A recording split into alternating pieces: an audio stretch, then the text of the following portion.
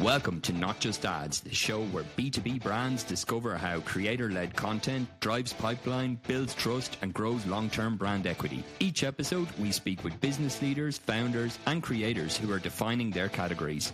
I'm your host, Marcus Sherwin, and this is the creator economy for B2B.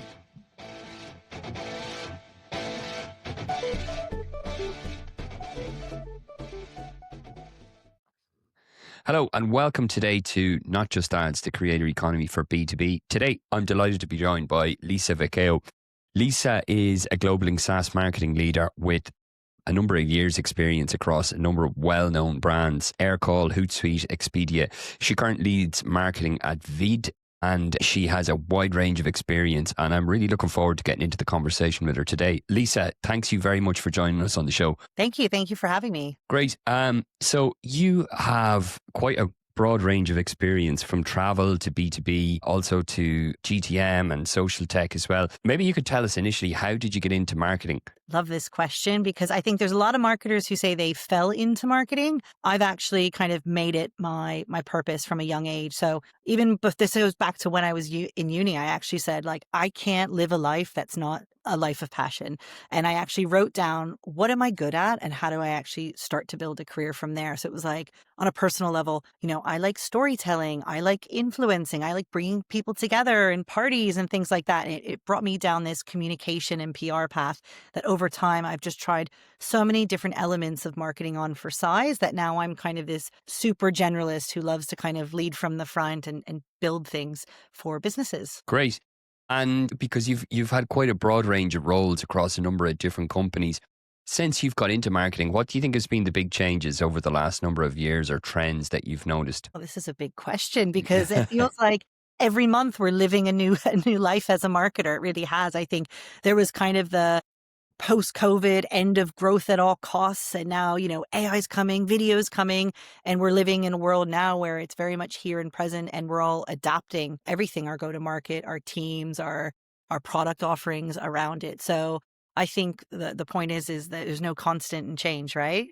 Or there's For sure. That's the saying? Yeah. You're right. Yeah.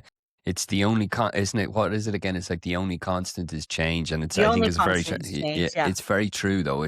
We'll edit that one. Yeah, it's an interesting point you bring up as well, because I guess it's like there's always kind of so much change coming in marketing, especially. Do you find it's hard to kind of sometimes focus on, okay, what's actually going to move the needle or what's important? The risk of not staying relevant as well. No, do you find sometimes that that's a challenge? Yeah, to be honest, I think the pace of the way things have evolved, especially within the last year alone, is like we don't have enough time to even take that step back, think and reset. So it's really kind of like balancing these two streams of being relevant, launching. Like our launch process has changed, that we went from 3 to 6 months of let's develop a big campaign concept to we've got less than a week to turn something around, product builds it, and we push it out. So that really impacts the way you think about how you prioritize. But it's always about making the time to step back and take stock and go, what's actually moving the needle here? And I think we have to think about shorter sprint cycles, think about how we're measuring impact, looking at like early indicators and things like that, rather than waiting for everything to be fully formed. Yeah. Maybe you could tell us a little bit about Veed then. I'm aware of the company, but for some of the audience that is unaware of Veed, of what you do, I know it's a video platform, but maybe you could just share with the audience a little bit more in terms of where you position yourselves, a little bit about the company. So Veed's an AI video creation platform, and I think that's an interesting way to say it because it's a fairly new category. We were born and bred out of video editing. Our founder was a YouTuber who was just frustrated by how difficult it was to create video. So he wanted to make a really simple, accessible editor for people. Over time, that's grown that now, obviously, you've got AI editing built into the suite. So no matter who you are, your level of skill set, you can go ahead and just like delete part of their video by editing the text, right? Or pressing a button and subtitles will appear and your eye will be corrected. There's just so many ways to like add sprinkles onto a video that you don't need to be trained in depth to know how to do that. The second layer to who we are now is really the AI generation, right? So you've got all of these new models coming out, right? We saw it with Sora from Google and, OpenAI's latest model and Kling. And there's just every day new models and new versions. And it's getting really, really good, right? I think we're past the stage of AI generated video being something we're all kind of a little afraid of. Like it actually is fit for purpose now. And so we're one of the few platforms where you can actually generate content and edit that content in one place. So to answer your question, who is it for?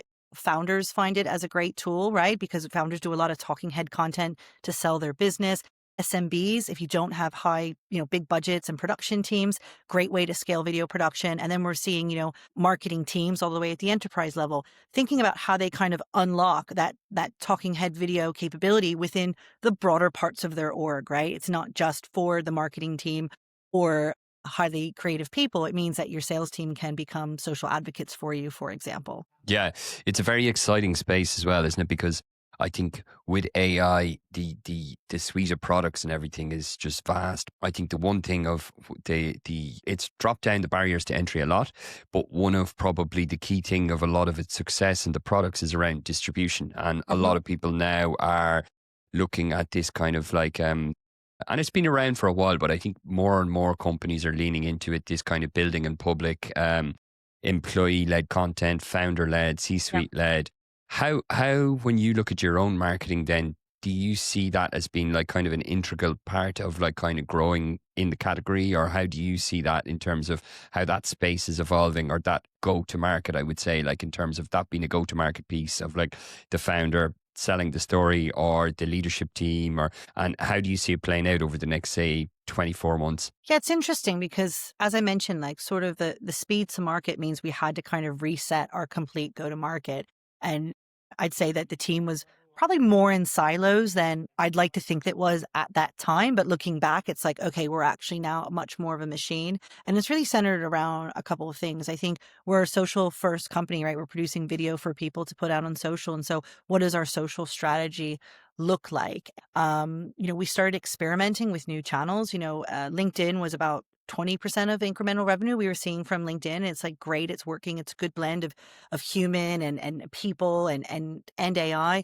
But we actually unlocked a new channel this year, which was X. And that was like huge surprise to me. And I think there was even transparently some resistance in the team going, is this where we want to be playing? But we think about kind of the early adopters, right? And the people who are getting behind this stuff. That's where they're having conversations. That's where we're able to kind of get reach and frequency in a way that we hadn't in traditional channels that we were previously using. Secondly, then you think about, well, how do we actually get to new customers? And that's through people that model what good should look like. And that's influencers. And so, influencers is definitely a channel for B2B. I think it's going to be one of the top trends we'll see in 2026. But influencers has already shown to be, from a CAC perspective, the most cost-effective, biggest incremental channel for us to leverage. And so we're only scratching the surface. So I think that's critical for speeds market, depending on sort of what we're asking of them for relationship building and building trust. I mean, people want to buy from people more than they want from brands. And I guess that third pillar on the organic side is that founder-led content. Historically, he was leveraged at speaking engagements. Every now and then we'd get the LinkedIn posts. He'd tell his founder journey a little bit more, but now we're seeing him get behind the product launches, really kind of almost preceding product verification, where he'll put a video of himself out testing a new feature that we're about to launch. And we're actually look at like the reaction to that as an early signal of, okay, does this have traction? Should we go and build quickly? Then we built kind of wait lists and hype around that. So that's proven to be really important for us in terms of reach and frequency, which has changed kind of the way that we're also measuring marketing's impact. Now, the other thing that's happening in the go-to-market, which I think a lot of us on probably listening know, is like traditional search, putting money behind traditional search. The majority of our marketing budget was going to paid search, right? And just from the signals that we've just talked about, we've decided to shift that budget. And so we're thinking about not just how that shifts into supporting influencer, but now you've got organic and influencer, and then all of a sudden you've got paid search that layers on top. And transparently, it's not something we spent a lot of money on before, but now it's exactly where we can be much more targeted when we can't rely on SEO as our kind of moat that it once was to kind of get us there. Yeah, it's an interesting shift, isn't it? Because I was talking to someone recently in the cybersecurity space, and they were talking about how, what was it? It was some crazy stat. I think it was a 40% of their traffic coming via LLMs was converting. into a lead or into a demo. And it was basically that people were coming to do like kind of a lot of the research. So they were taking a whole shift in terms of how they are positioned and how their content is positioned and everything to be really optimized for those kind of query led based on an LLM. And it's probably a thing for across a lot of industries as well. It's not just in, say, certain B2B. I'd say it's across verticals and categories in B2B.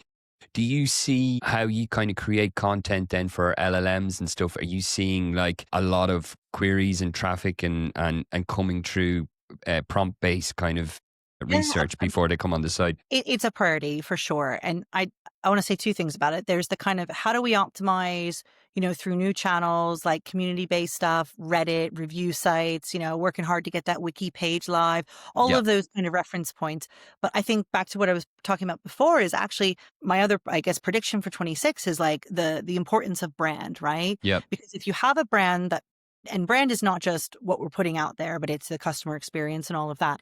If we have people having this amazing brand experience and then they're talking about you on social, they're tagging you on social, yeah. they're mentioning you in these forums as we talk about, that's what then's going to fuel the LLM discovery. If you're Definitely, asking the yeah. LLM what you should buy and you're top of that list, that fuels more brand trust. And all of a sudden, brand isn't like top of funnel. Brand's actually fueling the funnel because it's all being fueled through to the LLM experience. So Yeah, I think we shift the way that we think about it rather than like the old SEO way of like your keywords, your links, your et cetera, et cetera. Of course, everyone still needs to do it. We're not saying turn it off, but we're saying plus this is the way you should be thinking about, how you'll be discovered in the future. yeah. And it helps you build a authority as well. Like I guess the authority piece is really beneficial for ranking high on LLMs. Yeah. But to your point on brand then, because I think a lot of people have a challenge with that of, if you have a traditional company, it's kind of like, what do we have that's tangible? And tangible is like leads. And it's not Yeah. always that you kind of see, oh, this amount of leads. It's like, right, this is what we invested. This is what we have at the end of the quarter. And these convert, these don't.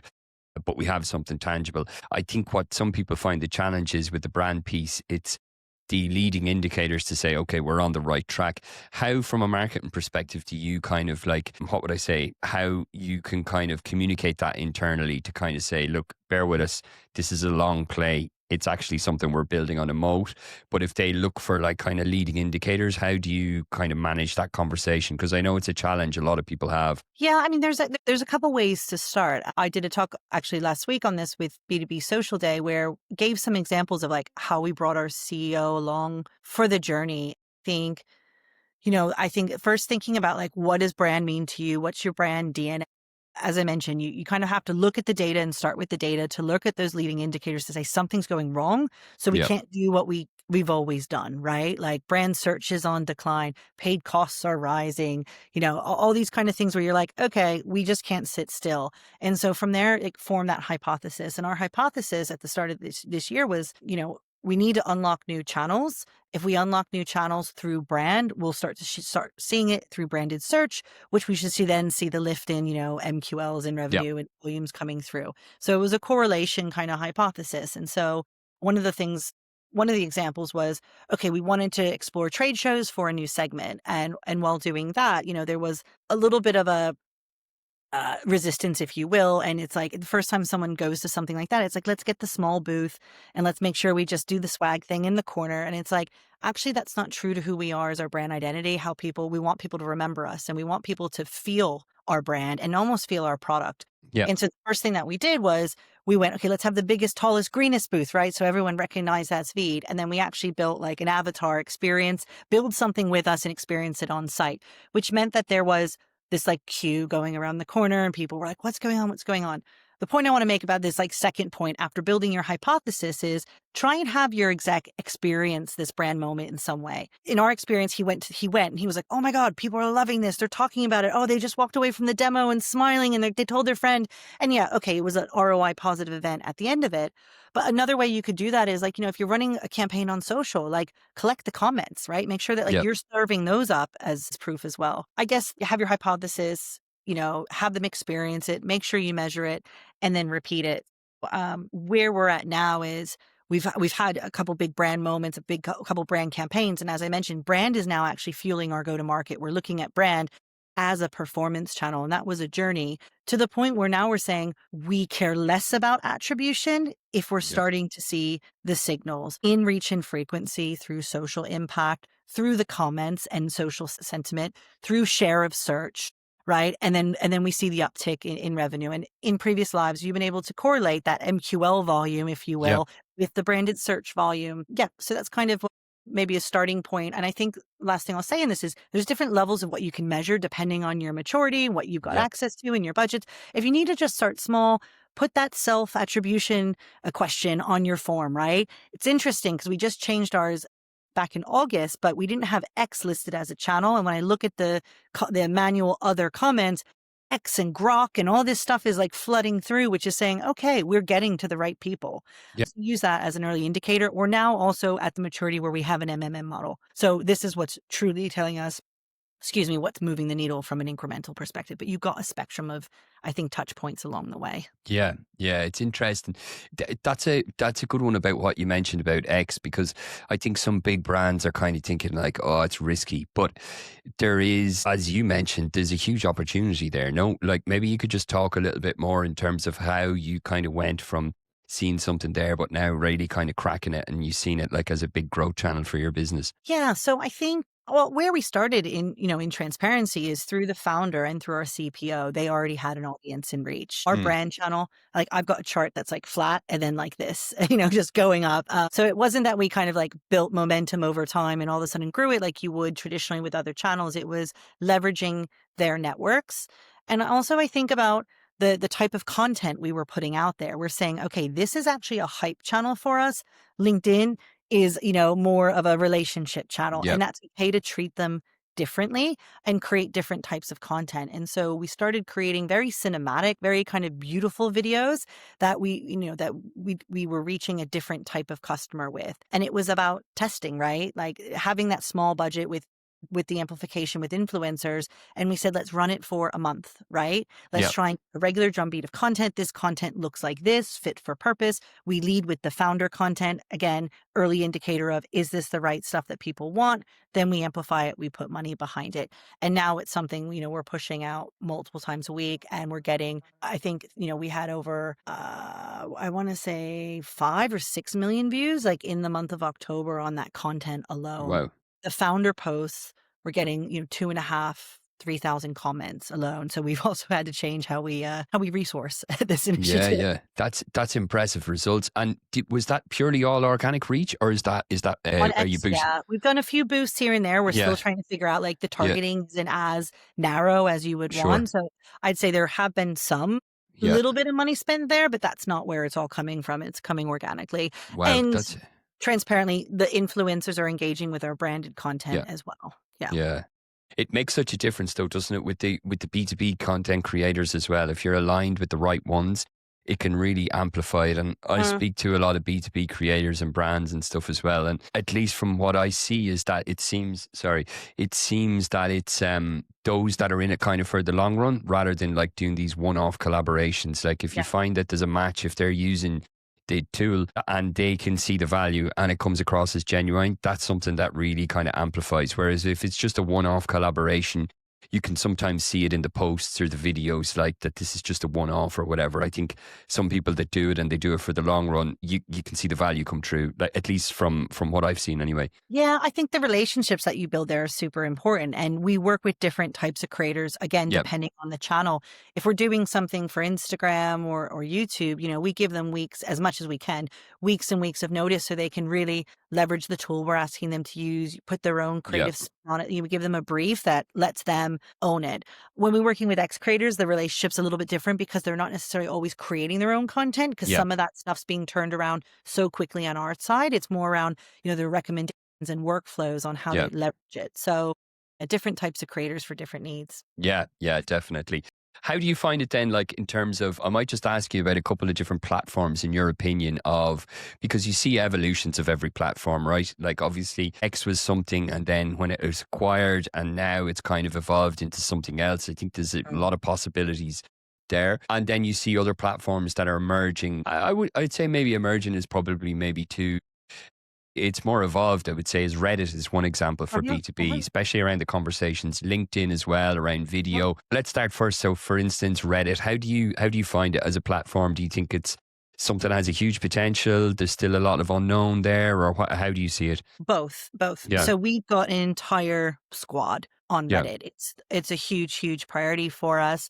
And we've got like a 4-pillar approach on how we do it, from kind of reactive to proactive to branded to, and who's commenting and engaging and how. So for sure, I'd say, especially in the last quarter or two where we've doubled down, and I don't really see that changing.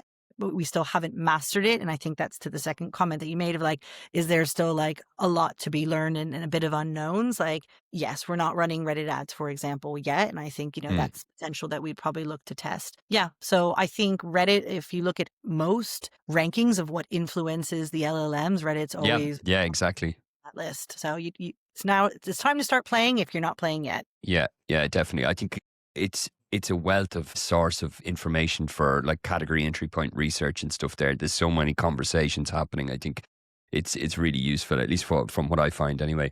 How about LinkedIn? LinkedIn has kind of evolved a lot over the last few years.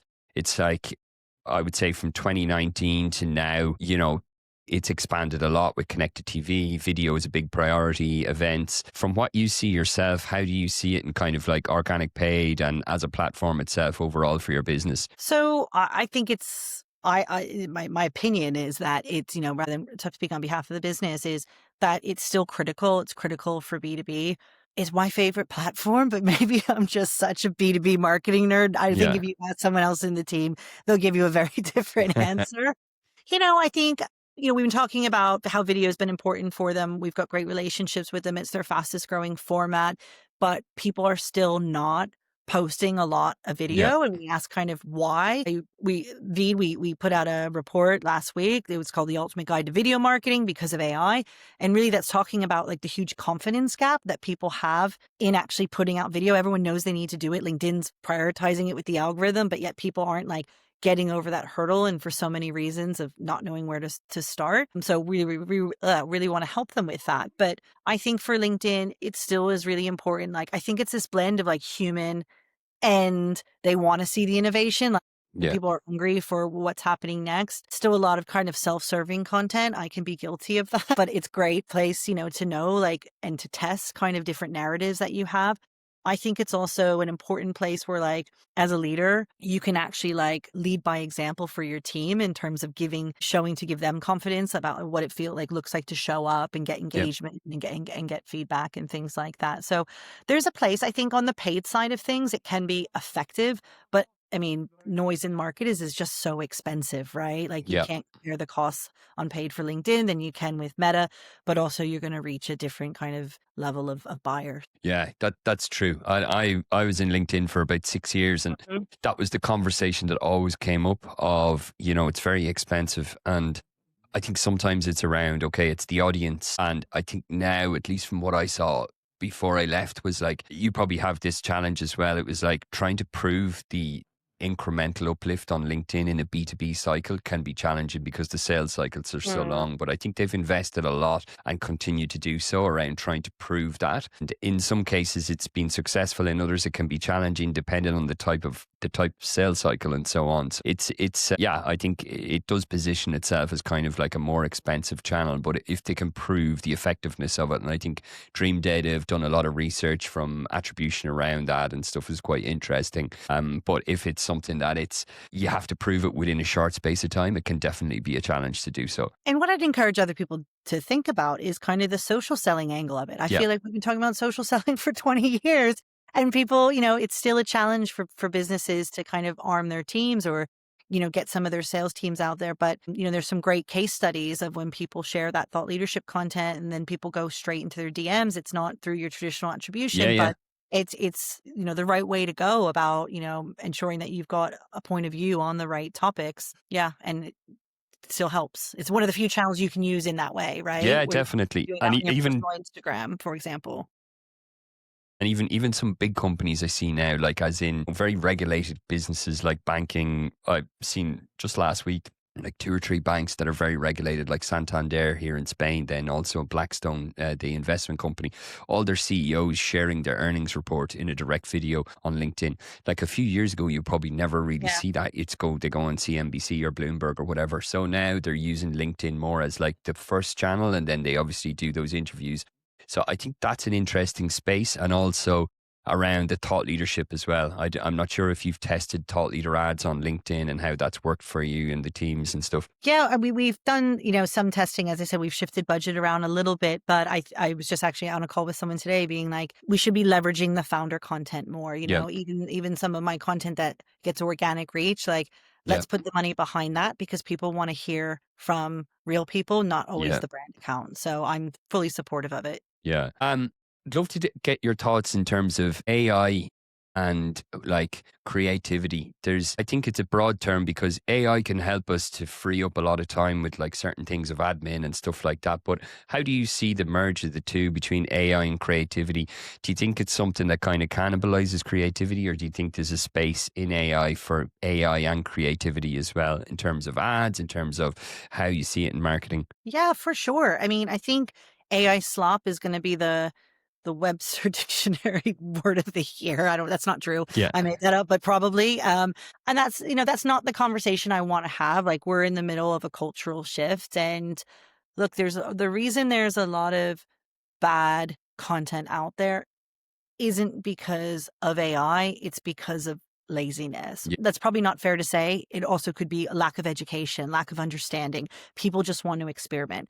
I don't think, in the game that I'm in with marketers and go to market, no one has the intention to go out there and put a lot of bad content out there. yeah, We want to keep the quality bar high. It's a representation of your brand. Yes, it helps scalability and productivity, but we're not just talking about AI. I think there is a couple ways you can talk about it, but like we're beyond the point where we're just using ChatGPT or whatever to ideate. I think, we should be thinking about how we use AI to stress test our creativity, like to have, original ideas and then have AI help challenge you on those yeah, original ideas. Then when it comes to AI creation, there's still at the moment this strong pull towards human centered content. And I think humans should always be in the loop. I think people ask me, well, yeah, because the AI is so bad and the quality is so bad, when is it going to be good enough? It's already good enough. So maybe yeah, you're not experimenting with the right tools, or again, it's more about an educational side of things. You talk about creativity at scale. I mean, the algorithms are built now to respond to mass production and then responding to what's performing based on who it's being served to. And that's just not feasible to do that without AI. So you still need a creative director, right? You still yeah, need someone who knows brilliant prompting. You still need the creativity is in all of that process, right? The AI might help speed up production. And then I'd also make sure that, then you're thinking about how you're measuring what you're doing, right? Because AI can also help look at like what was working or what wasn't working around this kind of scale. And it could be maybe you got the hook wrong. Maybe it was the time of the video. Maybe it was the creative angle. And so like we should be thinking about AI as an enabler for every step of the creative process. And if people are putting out bad content and it's just like flooding our feeds, how we respond to that, is up to us to think about, can we enable people to do it better, smarter? Maybe we are watching the wrong people then, and you should turn those people off. But I don't think this is going away, and we need to think about how to get better at it. yeah, yeah. I fully agree. I think as well, though, it gives a good opportunity probably for people that are either using it, but also kind of leveraging something original, Hmm. Yeah. creative originality. Now, this leads me on to my next point about I saw one of your LinkedIn posts. I think you were at HubSpot's Grow last week, Mhm. and you were mentioning about the in-person events and how I don't know about you, but I think in the last 6 months it's like a massive uptake in in-person events, and I think it's probably since COVID, everyone realizes, we're all hybrid, remote, whatever it may be, or in the office in some cases. But everybody, I think, craves those in-person events. That's really where like a lot of business gets done, but you kind of hear, what's working, what's not, ideas, things like that. How do you see that in marketing in terms of for your own perspective as well, of like where you get inspiration, you bounce ideas? What do you find is most beneficial from those type of events, like whether it's trade fairs, or what do you think is most beneficial? So I'm a huge advocate for community-led growth. I think, like you said, since COVID, with the noise of AI, everything, we need time to connect as humans and individuals. And I think as marketers specifically, if we talk about the marketing community ecosystem, we're a tight-knit group who just kind of really values like learning from each other. And then, I don't know, I mean, this is a made up stat, but like the majority of products you're going to buy are going to be through word of mouth, through a Yeah. market, right? And that's not always because you WhatsApped your friend and they said, yeah, you've got to try the new tool. It's also because of probably the experience you've had going back to brand that you've had with that vendor. I don't think events have to necessarily be a trade show anymore. Experiential is really big right now to kind of counter all the AI driven stuff. And we're seeing more B2B brands actually do more experiential. There was the ramp that expense company. Yeah. That was Into great, the actually. office. It Yeah. was really cool. So many people are thinking about that. The other community-led initiative that I like is like this, what am I calling it? Drawing a blank now, but city takeovers, right? Like Yeah. you had HubSpot inbound in San Francisco Yeah. and every marketer in the US was there. But those who couldn't even afford a booth or those who could afford a booth decided to shift that budget to more experiential, like Reach Desk, who's a UK a gift provider, like drove around in a truck and gave their product away for free because that was important to them, right? To Yeah. get people, if you don't know your brand, to trust your brand through that rather than collecting, clicking leads through a trade show. So for me, I get a lot of event invites. I'm overwhelmed with my own schedule because I can't commit to them all. So if I'm deciding which one I'm going to go to, I think, well, am I ready to buy from this vendor? And Yeah. if I'm so far from it, just out of courtesy, I won't consider it. Like if it's just not even on my radar of the area I'm playing in, I look at who else is going. Are these peers of mine that I don't get time to catch up to? Yeah. I don't have time for the Zoom coffee anymore. So if I can sit next to them for an hour and, shoot the breeze. And then it's silly, but the venue and the experience really, really matters. Yeah. Doesn't have to be expensive, but like, how are we actually bringing people together? So I held an event in our office in London, in Shoreditch, last week for the launch of our report. I had 4 panelists. Not all of them were. They were just people who love making great video, right? In the age of AI, we had a wait list double the size of our capacity. And people came up to me after the event and they're like, that was so amazing because it was authentic. Like Yeah. you guys talked about brands and workflows and like this wasn't a product dump. And I'm like, then I did my job because Yeah. my job was to educate you. And hey, if you buy from us down the line, that's obviously the goal. But between you buying and now, it's about you having brand love, right? Of Yeah. like what we've had you experience. So I definitely hope to see, budget pending, more community-led initiatives in our 2026 plans. Yeah, I think community-led, like niche communities. I don't know if you know Exit 5, it's a B2B one as well. Absolutely. Yep. Really useful. I think it's maybe 5 or 6,000 people, but if you go on there, you just see so many useful comments, and it's not like kind of always people trying to sell. It's just people helping each other out and stuff. Things like that are just so valuable. And if you could do that then in real life, people see the value, and obviously then you're top of mind when they do come in market, I think. And you're right. It's not all just like live stuff. It's Yeah. this. I mean, there's so many great Slack communities, WhatsApp Yeah. groups, et cetera, out there. Definitely. Apart from community-led, any other predictions for the future then, Lisa? What do you see?